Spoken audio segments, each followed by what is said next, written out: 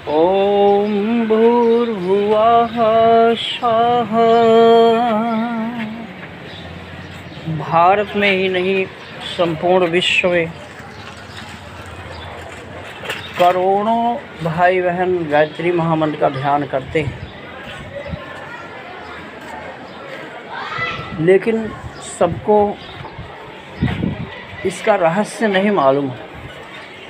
हमारे गुरु जी पंडित सुरेश चंद्र ओझा जी ने हमको बताया, गायत्री महामंत्र ब्रह्म मुहूर्त में सूर्य उदय के पहले और सूर्य उदय अस्त के समय जो गायत्री मंत्र का ध्यान किया जाता है उसका लाभ 100% मिलता है। दरअसल गायत्री ही सूर्य है, सूर्य ही गायत्री है, गायत्री ही प्रकृति है, गायत्री ही सबकी आत्मा है, गायत्री ही सबकी नस नाड़ी है, गायत्री ही सबके शरीर गायत्री माता से बनी है।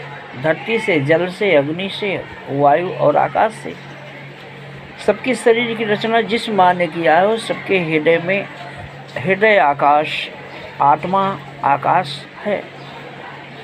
और प्राण स्वरूप, सूर्य स्वरूप, आत्म स्वरूप, चेतना स्वरूप का जब ध्यान करते हैं तो हमारी शरीर XYZ किसी के भी शरीर स्वस्थ हो जाएगी। इस रहस्य को पशु नहीं समझ सकते, पंछी नहीं समझ सकते, जानवर नहीं समझ सकते, केवल इंसान इस रहस्य को समझ सकता है, क्योंकि इंसान श्रेष्ठ प्राणी है इस पृथ्वी पर। बड़े भाग्य, तुलसीदास जी रामायण में लिखा कि बड़े भाग्य मानुष तन पावा, सुर दुर्लभ सद ग्रंथन गावा। सुर माने देवताओं को भी दुर्लभ है मनुष्य का तन। मनुष्य का तन इतना महान है, सारे संसार की संपत्ति, धन एक तराजू पर रख दिया जाए और एक इंसान को एक तराजू के पलड़े पर रख दिया जाए, सारे संसार की धन संपत्ति एक इंसान के बराबर नहीं हो सकती। इतनी कीमत है एक इंसान की। इंसान अपनी कीमत नहीं समझते। लोग तंबाकू, बीड़ी, सिगरेट, दारू, गांजा खा के अपने जीवन को बर्बाद करते हैं। मटन, मांस, मच्छी ये इंसान का भोजन नहीं है। इंसान चाहे तो देवता बन सकता है, इंसान चाहे तो राक्षस बन सकता है, उसके अपने हाथ में होता है। कर्म किए जा, फल की इच्छा मत कर। तो इंसान जैसा कर्म करेगा वैसा फल देंगे भगवान। फल देना भगवान के हाथ में है।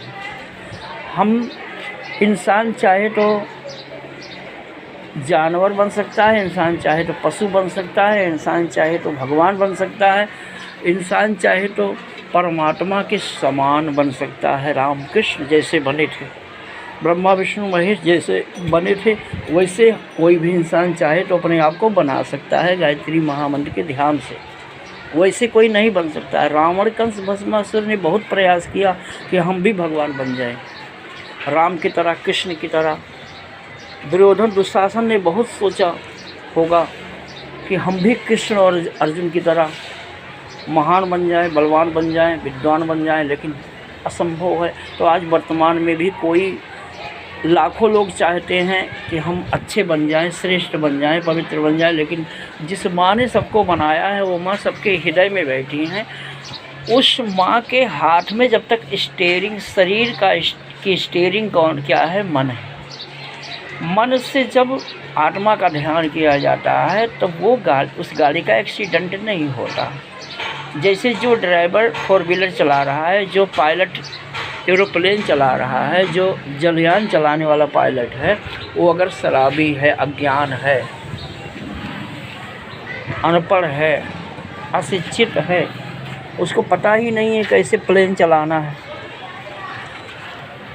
कैसे जलयान चलेगा, कैसे थलयान चलेगा, कैसे, मतलब कहने का आशय ट्रेन चलाने वाला हो, चाहे पायलट हवाई जहाज़ चलाने वाला हो, चाहे